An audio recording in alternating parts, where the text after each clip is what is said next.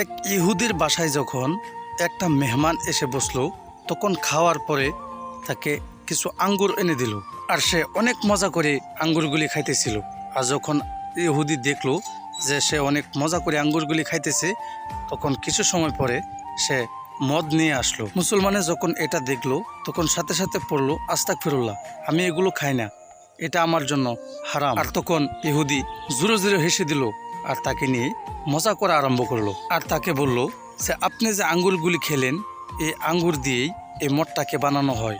আর তখন মুসলমান হেসে দিয়ে বলল যে আপনার বিবি কোথায়? তখন ইহুদি বলল যে ভিতরে কাম করতেছে। তখন বলল ডেকে নিয়ে আসো। তখন ইহুদি তাকে ডেকে নিয়ে আসলো। তখন বলল আপনার কোনো সন্তান আছে নাকি? তখন ইহুদি বলল যে হ্যাঁ, আমার একটা মেয়ে আছে। আর তখন দুজন এসে দাঁড়ালো।